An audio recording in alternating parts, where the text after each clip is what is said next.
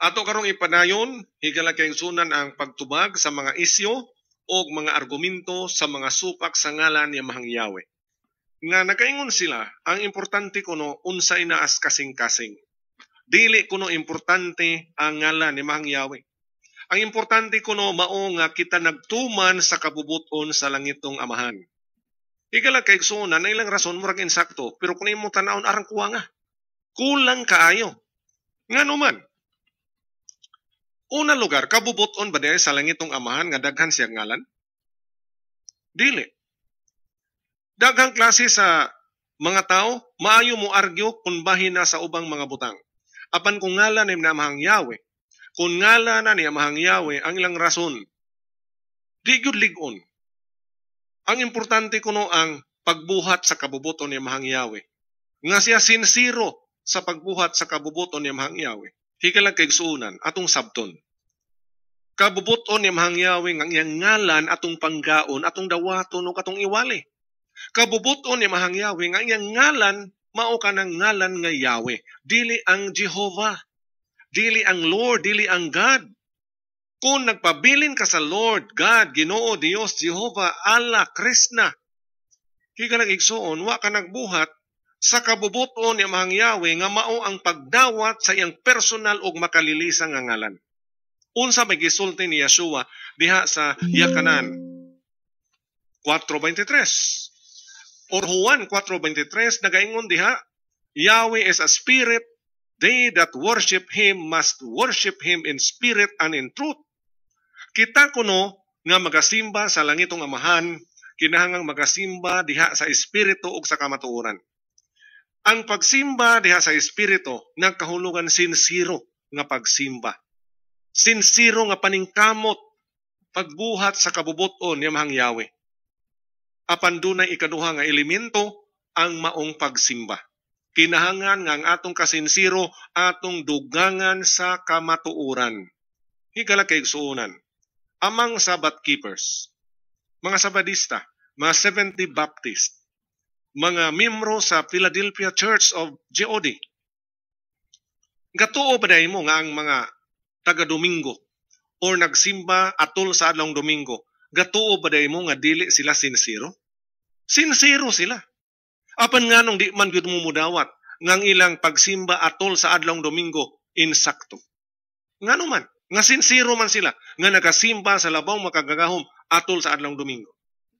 Ang inyong tubag, dili gyud insakto ang adlong Domingo mo'y gamiton pagsimba sa langitong Amahan, kay ang langitong Amahan ang iyang adlaw nga ato siyang simbahon, maong adlaw ipapahulay nga Sabado.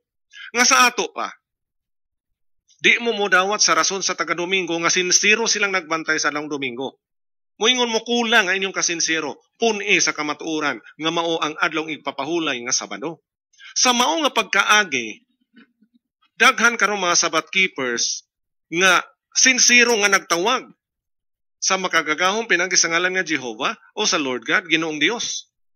Apan di gyud na mahinabo nga mainsakto ang inyong Jehovah, Lord God, Ginoong Dios bisan og sincero mo. Di gyud na mahimong husto, di gyud na mahimong mainsakto tungod kay sayop man na. Ato yung sabton mga kaigsoonang nagpatalinghog. Ang kasinsiro di makahimong insakto sa sayop. Ang pagkasinsiro dili makahimong kamatuoran sa bakak. Okay? Ang pagkasinsiro dili makahimong insakto sa sayop. Ang pagkasinsiro dili makahimong insakto sa bakak.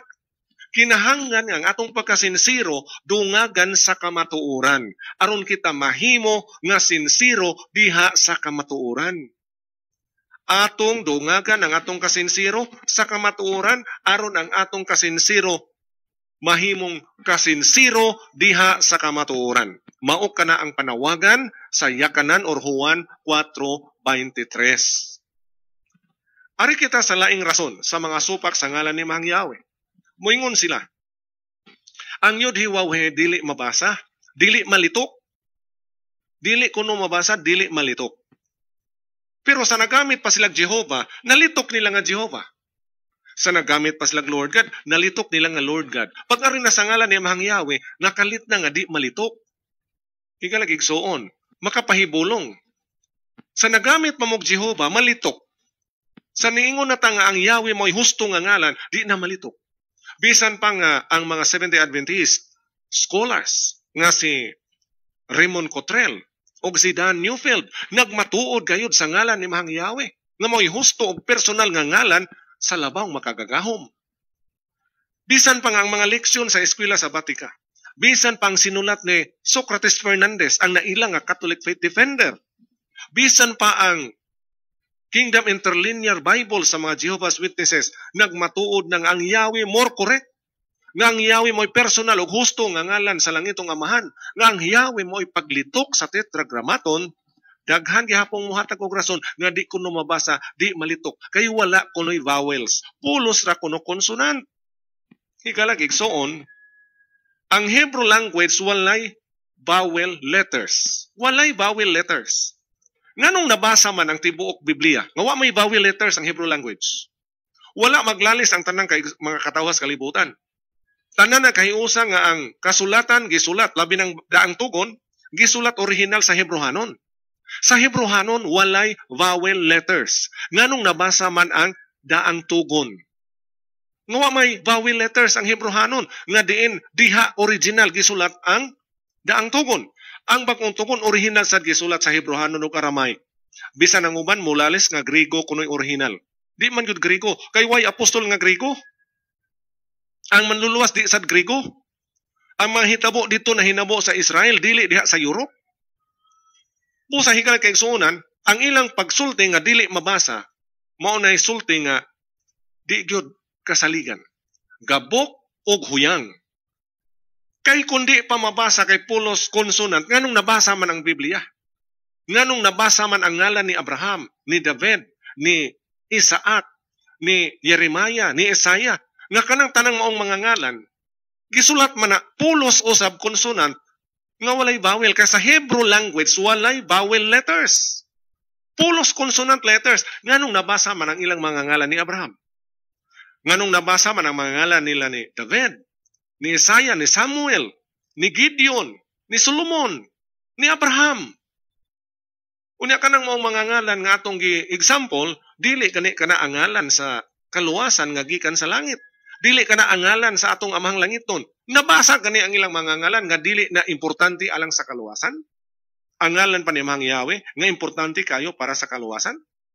Higala kay suunan, atong i-declare din nga ang ngalan sa langitong amahan mabasa og malitok og ang tetragrammaton nga yud hi waw he litukon og basahon nga Yahweh. Gipamatud-an na sa mga scholars sa Seventh-day Adventist. Gipamatud-an sa sikat og ilado nga Catholic Faith Defender nga si Socrates Fernandez. Gipamatud-an sa mga imprintang Biblia sa Catholic Church. Gipamatud-an sa mga Biblia sa preface o sa introduction sa mga Bibles nga gipublish sa mga saksi ni Jehova.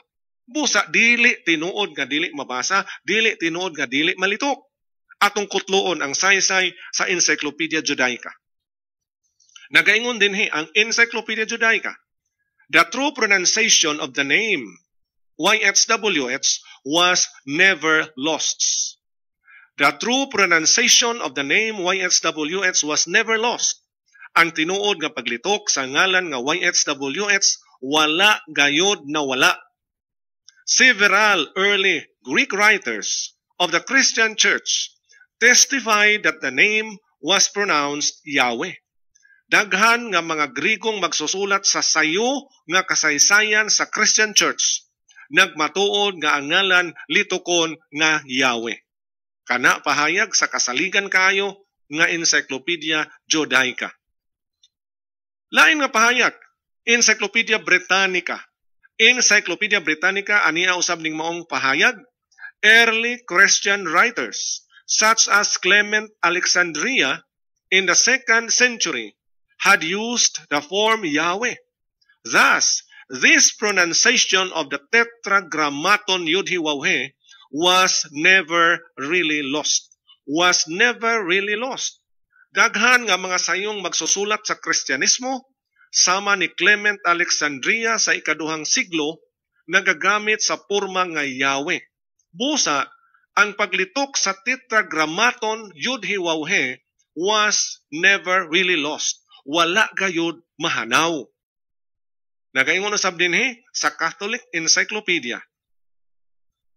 The saying of God, I am who I am, is surely connected with His name that is written in the Hebrew consonantal text as Yud-He-Waw-He, the original pronunciation of which is well attested as Yahweh. Volume 5, page 743. Atong usbog basa, The Catholic Encyclopedia, Volume 5, page 743, nagaingon. The saying of God, I am who I am, is surely connected with His name that is written in the Hebrew consonantal text as YHWH, the original pronunciation of which is well attested as Yahweh. Atong binisayon, ang pahayag sa Catholic Encyclopedia.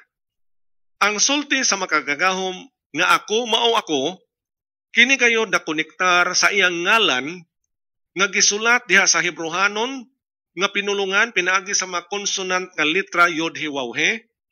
Ang iyang original nga paglitok niini gipamatud-an nga Yahweh.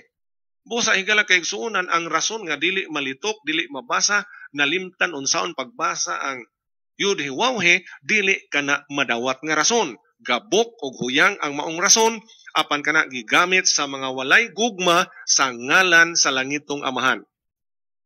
Ari kita sa lain nilang mga rason higala kay igsoon. Ningon sila, ako Bisaya, busa akong gamiton Ginoo og Dios. Ang mga Tagalog moingon Dios o Panginoon. Ang mga English nga mga tao magagamit sa Lord o God. Atong usbon, ang ilang rason moingon sila, dili ko ng Yahweh. Kay ako Bisaya, akong gamiton Ginoo o Dios. Ang mga Tagalog mo gamit Dios o Panginoon. Ang mga English-speaking people sa kalibutan, mga Amerikano, magamit sa katumbas nga Lord o God. Higalag igsoon atong sabton nga ang Lord, Ginoo, Dios, kani sila mga titulo lamang. Oo, ang Panginoon, Dios, Ginoo, Lord o God, mga titulo lamang. Dili kini personal name. Apan ang ngalan nga Yahweh, personal name. Busa dili mahimong ang personal name pulihan sa titulo. Ang ngalan sa itong presidente, Benigno Aquino. Ang angga Pinoy. Unya imo din ang pulihas yang title nga president. Ang president titulo, apan dili mo'y personal name sa atong presidente. Ang president dili mahimo ipuli sa personal name sa atong presidente. Mauraw sab sa gobernador sa imong probinsya. Doon na siya personal name, unya ang iyang title, gobernador. Ang gobernador, dili personal name. Sama ni ana ang Lord, ang God, ang Ginoo, ang Dios, ang Panginoon, mga titulo lamang kini sila. Dili kini sila personal nga ngalan, mga titles lamang.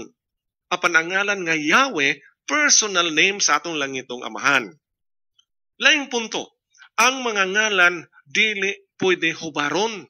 Proper names, dili pwede hubaron. Hinunua atong i-transliterate. Unsa may ipasabot aning hubaron? Ang ngalan nga Gloria, kapasabot ka na himaya. Sa in English, glory. Apan ko nang imong ngalan, Gloria, kung mo anto ka sa Amerika, di gyud ka mahimong glory. Gloria gihapon ka. Gloria gihapon ka. Ngano man, di man mahimo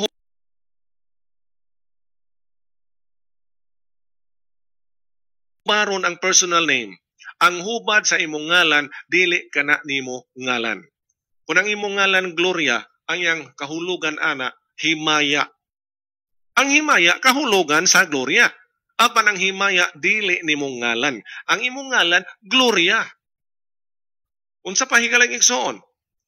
Ang transliteration, mao kana ang pagsulat sa usa ka ngalan ginamit ang atong alphabet. Pananglitan, ang presidente sa Russia, Vladimir Putin. Vladimir Putin. Gisuwat ka na din sa ato, gigamit ang atong alphabet. Apan dito sa Russia, lain ang ilang alphabet nga gigamit pagsulat sa ngalan ni Vladimir Putin. Bisan tuod ang ilang alphabet dito nga Russian alphabet, lahi sa atong alphabet din sa Pilipinas. Ang mga Russians nga nagagamit sa Russian alphabet, inigbasa nila sa ngalan ni Vladimir Putin, ila kining gilitok nga Vladimir Putin gihapon. Dinhi sa atoa, gigamit ang atong kaugalingong alphabet, inigbasa nato sa ngalan ni Vladimir Putin gihapon. Kinsa may pangulo sa Japan? Ang pangulo sa Japan, Shinzo Abe. Dunay kaugalingong alphabet ang mga Japanese. Isulat nila ang ngalan sa ilang prime minister sa Japan, ginamit ang alphabet sa Japan. Inigbasa sa mga Japanese, Shinzo Abe. Pero din sa Pilipinas, dili ta mo gamit sa alphabet sa Japan, kaya di ta ka maulisod ka ng ilang mga litra. Atong gamiton ang atong kaugalingong alphabet. Gisulat nato ang ngalan sa primero ministro sa Japan, inigbasa nato sa mga ngalan, Shinzo Abe gihapon. Maunay transliteration. Transliteration. Gidala sa atong pinulungan, unsaon paglitok ang maong ngalan, apan ginamit na ang atong alphabet. Mao kana ang ngalan ni Yahweh. Sa Hebro, Yud-He-Waw-He. Gilitok nila nga Yahweh. Ang ilang alphabet, gigamit nila Yud-He-Waw-He. Dinhi sa atong gisulat sa atong pinulungan, Y-A-H-W-E-H. Ang uban, Y-H-W-H. Apan kung ang transliteration atong i-apply, ato ginang suplayan sa Y-A-H-W-E-H. That is transliteration. Pariha nga paglitok, apan ginamit ang atong kaugalingong alphabet nga lahi sa alphabet sa ubang nasod. Ang mga ngalan nga John, Juan ug Juan, maura ba kuno? Nganong nagamit man, nganong nahimo man? Ang Peter, ang Pedro ug ang Pet, nganong nahimo man nga lahi man kuno, higala gigsuon. Kanang Peter ug Pedro, di ra ba gyud na lahi? Variations na sila sa the same name. Variations of the same name. Pero dili na another name. Dili na another name. Mao na nga, kung narita sa ngalan ni Mahang Yahweh, daghag pasikot-sikot ang mga supak sa ngalan ni Mahang Yahweh. Kung narita sa ngalan ni Yeshua, daghan ang pasikot-sikot kung ngalan ni Yeshua ang hisgutan. Apan sa ngalan sa mga pangulo sa mga nasod sa kalibutan, labihan dali asabton. Higala, there is something wrong.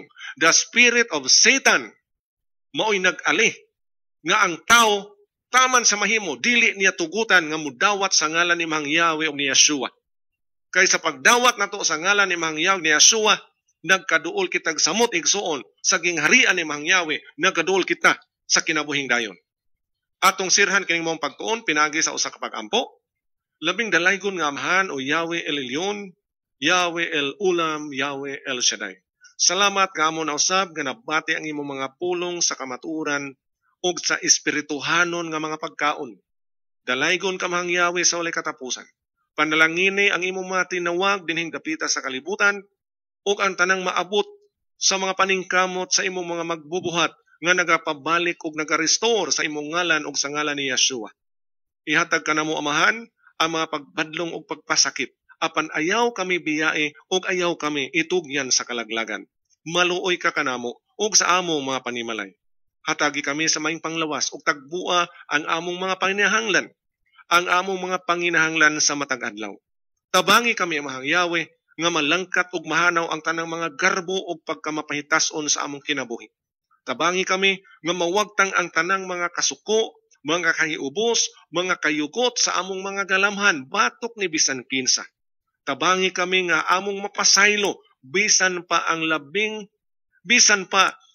sakit nga kasinatian sa among kinabuhi nga among malimtan ug mapasaylo ang mga tao nga nagahimo sa labing masakit nga kagahapon sa among mga kasinatian.